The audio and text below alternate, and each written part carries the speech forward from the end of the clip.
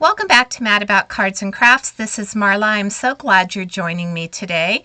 I'll be creating this adorable baby shower card using the Sweet Honeybee stamp set that's been in my crafty stash for over a year. I'm using the flowers and two of the honeybees. I also have the hexagons from Pink Fresh Studio. I'll use two of those to create my shaker element. This is called Babyface Sentiments, new from the Greetery. Strawberry ice cream embossing powder. If you've never used Brutus Monroe's embossing powder, it is absolutely fabulous.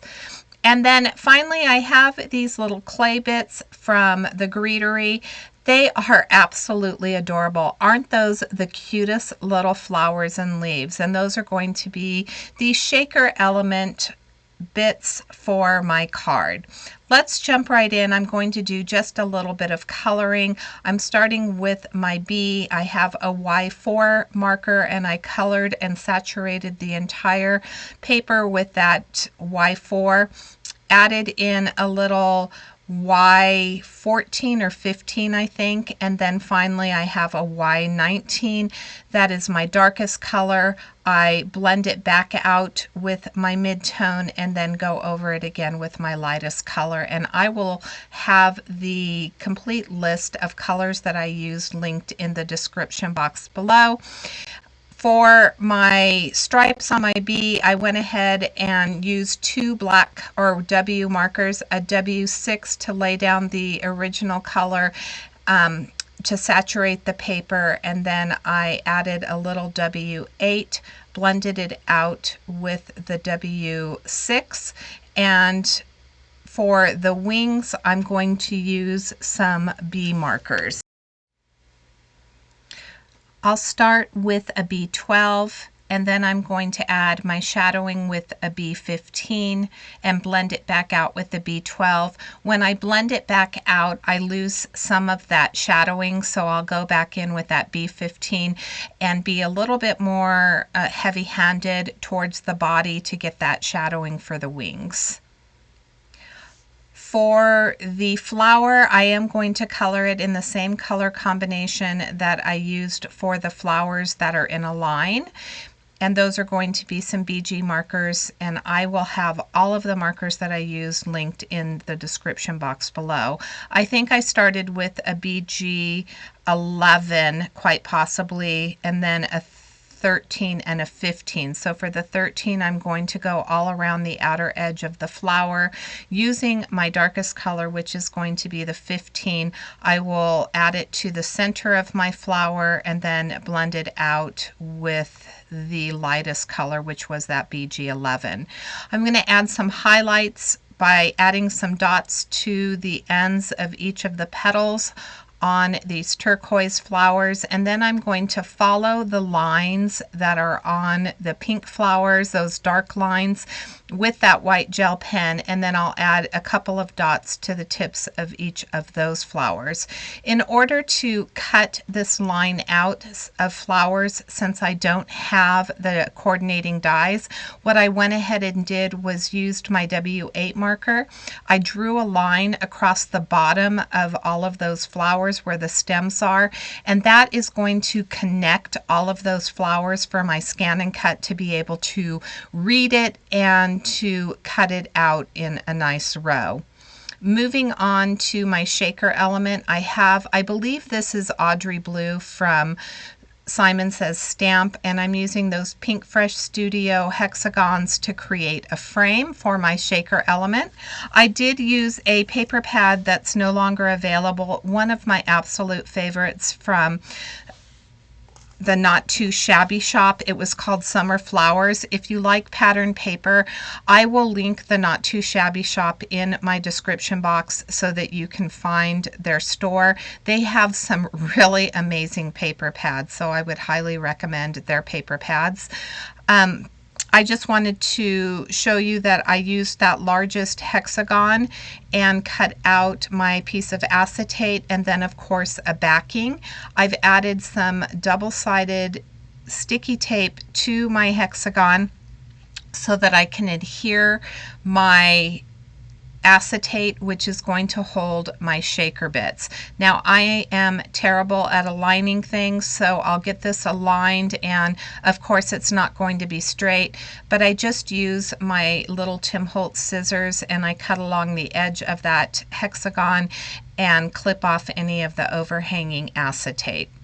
This is actually not heat resistant acetate. I don't have any in my stash, but I also have a very dry StazOn pad. So my black StazOn pad is dry and I need to get a new one, and that is the type of ink that you need to stamp on acetate. So I am going to just work with what I have, and I'm going to do a little bit of heat embossing. I will get some warping on this, but we are going to fix that. It's not too terrible. It looks worse when I bring the heat tool to this, but you'll see that it ends up working in the long run. I'll use my anti-static tool, and of course I used that Babyface sentiment that says hello baby.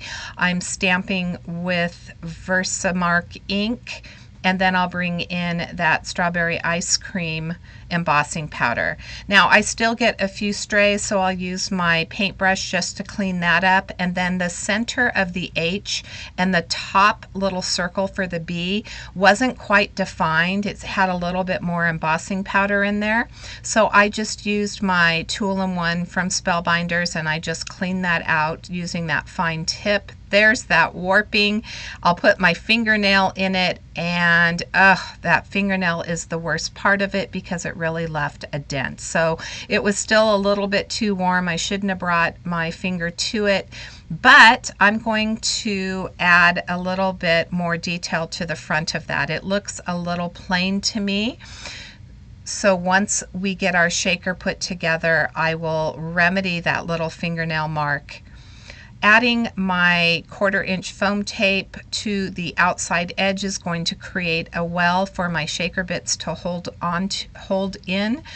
And what I did is made sure that everything was butted up close together so that none of those shaker elements are going to fall out.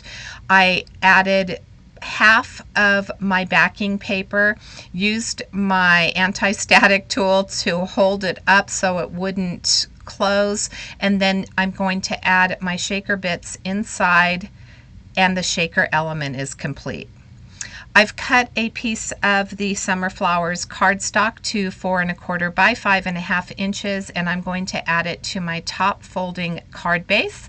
You can see right there the flowers, and you can see at the very bottom edge of that I do have that gray marker, which is what allowed the Scan and Cut to read this and cut it out as one continuous piece. If I didn't add that gray marker to the bottom, it would have cut each of the individual flowers out, and that's not what I was looking for, because as you can see, I am going to add one to the top of this card and one to the bottom to add those beautiful flowers that are going to match the shaker bits that I have in my shaker well.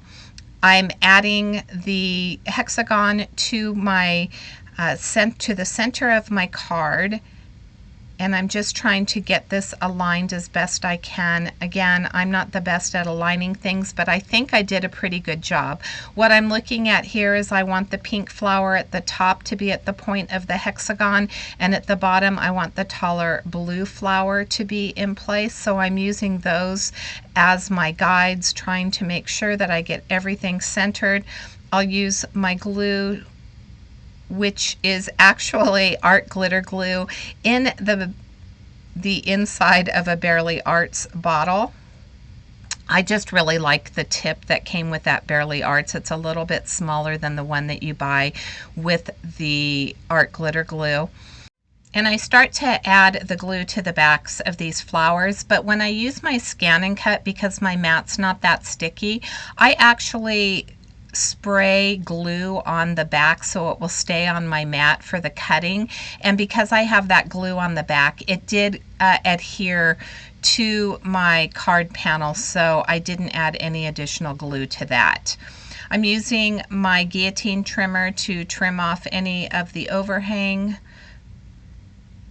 and that's going to remove that gray marker that I added to the bottom, so you're not going to see that at all. And that was my plan from the beginning, was to just go ahead and trim that off. I have my two B's. I'm going to add the one with the flower at the bottom, kind of standing on the flower. I need to add a little bit of foam tape to the left side of the bottom B because of the foam tape that's on the hexagon. And then I'll add a little to the top right on the B at the top, and I'll place that at the top. And then I'm looking at this, I see my fingernail mark. I also see that I have the shaker bits that are at the bottom of my hexagon, and the top is looking a little bit plain to me. So what I'm going to do after I glue the flower down and the top of the head to the hexagon from the two B's, I'm going to go ahead and use the shaker bits, take 3 of them, add them over that area where I have that indentation from my fingernail. It's going to add a little bit more interest to my card, and it also covers up that boo-boo, and that will complete my baby shower card today. I hope you enjoyed this video.